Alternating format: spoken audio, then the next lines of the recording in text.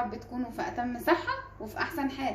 وحشتوني جدا جدا جدا، وانا بعتذر لكم اهو علشان انا اتاخرت عليكم الايام اللي فاتت، بس كان غصب عني لان فعلا نزلت اجازه مصر.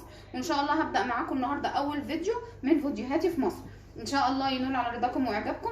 بس اهم حاجه اوعوا تنسوني في اللايك وفي الشير وفي السبسكرايب وكومنتاتكم الجميله اللي دايما بتسعدني. ان شاء الله باذن الله هنعمل مع بعضنا النهارده وصفه حلوه جدا جدا جدا، وان شاء الله تعجبكم. هنعمل الوافلز.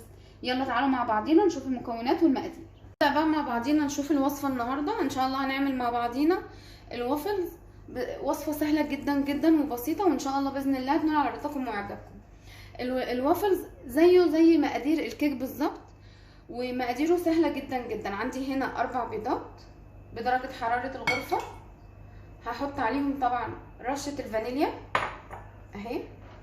طبعا عايزه اقول لكم ان لازم ان شاء الله لما نيجي نشتغل بالبيض لازم يكون بدرجه حراره الغرفه. طبعا الفانيليا اي فانيليا موجوده عندنا تقضي الغرض، ونضرب لحد ما البيض بتاعنا يتضاعف شويه كده. بس كده عندي البيض بقى ما شاء الله حلو قوي. هنزل عليه عندي بالسكر. السكر عندي 4 معالق كبار. ان شاء الله هسيب لكم المقادير كلها في الديسكريبشن او في صندوق الوصف. هنضرب تاني شويه وبعد كده ننزل بالماده الدهنيه.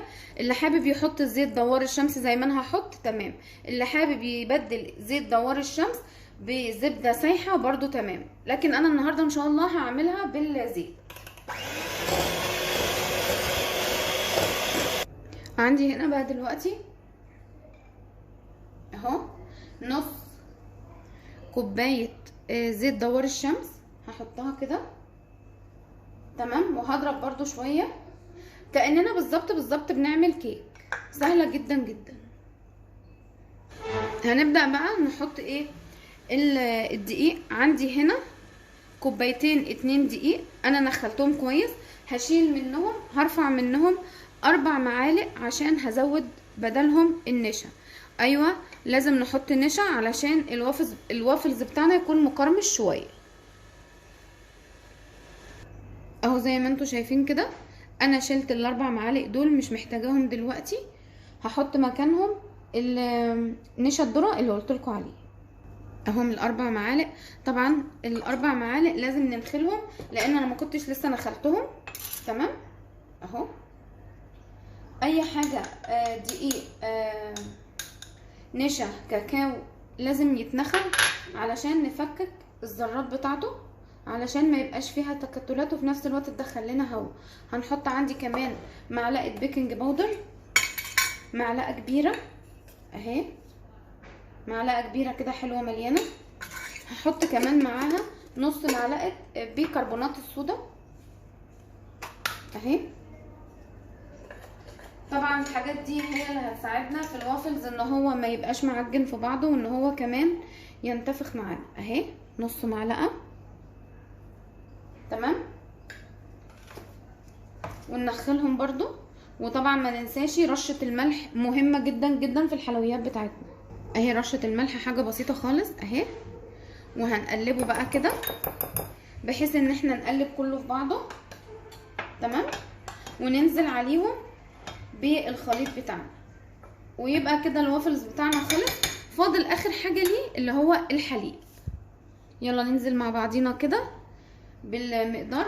هنزل طبعا بالنص المقدار الاولاني. طبعا احنا متعودين مع بعضينا ان احنا ما بننزلهوش كله مره واحده تمام. هنزل طبعا بالحليب تدريجيا. عندي كوبايه وربع حليب، ادي الربع الاولاني اهو حطيته.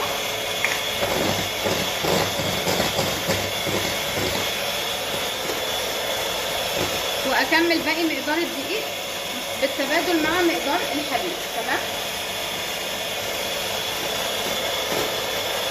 عندي هنا بقى المكنه بتاعه الوافلز بمنديل لازم يكون فيه زيت تمام.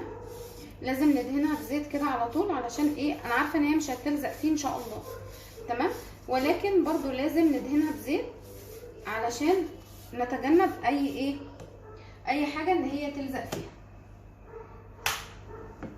ونبدأ بقى ننزل بالخليط كده واحدة واحدة اهو. نملأ الفراغ كله بتاع المكن. تمام كده اهو. ونحط كمان في الجزء التاني ان شاء الله باذن الله تجربوه وتعملوه ويعجبكم باذن الله اهو. بصوا زي خليط الكيك بالظبط، حلو قوي كده. تمام. هنسيبها بقى كده، نقفل عليها ونسيبها لحد لما تستوي وتطلع واوريها لكم ان شاء الله. شايفين ما شاء الله عامل ازاي؟ حلو قوي قوي قوي ما شاء الله، استوى وجميل جدا جدا. بس انا ممكن اسيبه سيكه بسيطه كده لاني حاسه ان هو لسه طري سيكه بسيطه، عايزه احمره شويه. تمام. بس عايزه اقول لكم الريحه بتاعته رهيبه. شايفين الوافل ما شاء الله تحفه، خطير جدا جدا جدا. هكمل بقى باقي الكميه اللي معايا كلها وما اخلصها ان شاء الله اقدمها لكم ونشوف هنزوقها ازاي. عايزه اقول لكم الوافلز طلع ما شاء الله خطير وفعلا فعلا تحفه. وعايزه اقول لكم في سنه قرمشه كده بسيطه من هنا كده، بصوا اهي. بس هو لسه كله طري جدا، جميل جدا جدا. خلاص انا قربت اكفي كل الكميه اللي عندي ونزوقها سوا مع بعضينا. طبعا اللي احنا شايفين كده حبايبي خلاص انا كده خلصت الوافلز. عايزه اقول لكم طالع رائع. الزواق اللي عندي شوكولاته، دي كانت شوكولاته نوتيلا انا دوبتها شويه كده على البخار، ودي كمان شوكولاته بيضه دوبتها على البخار وحطيت لها ربع او نص معلقه زيت دوار الشمس. عندي كمان صوص الفراوله ده، اللي مش حابب يحطه يبقى يكتفي بالشوكولاته البيضه والشوكولاته البني. تمام. يلا بقى نحط مع بعضينا صوصات. نبدا بقى ننزل صوص الشوكولاته اهو، حلو قوي قوي قوي قوي بجد، تحفه. تمام اهو. نحط مع كمان صوص الشوكولاته ده. تعالوا نحط صوص فراوله، يلا اهي. طبعا عارفين ان الشوكولاته مع الفراوله رائعه. تمام اهو. تعالوا بقى كمان نحط صوص الشوكولاته الابيض على الجنب التاني ده اهو. خطيره بصراحه. اتمنى ان شاء الله ان انتوا تجربوها وتنول على رضاكم واعجابكم. اهم حاجه اوعوا تنسوني في اللايك وفي الشير وفي السبسكرايب وكومنتاتكم اللي دايما بتحفزني وبتساعدني. تعالوا نحط كمان معاه صوص فراوله يبقى حلو قوي اهو. سهل جدا وجميل جدا ورائع وفي البيت واحسن من اللي بنشتريه من بره 1000 مره اهو. اتمنى ان انتوا تجربوه يا حبايبي وينول على رضاكم واعجابكم. اهم حاجه ما تنسوش اللايك والشير والسبسكرايب، وان شاء الله هنتقابل مع بعضينا في وصفات جايه احلى واحلى، واللي جايه احلى ان شاء الله. باي باي.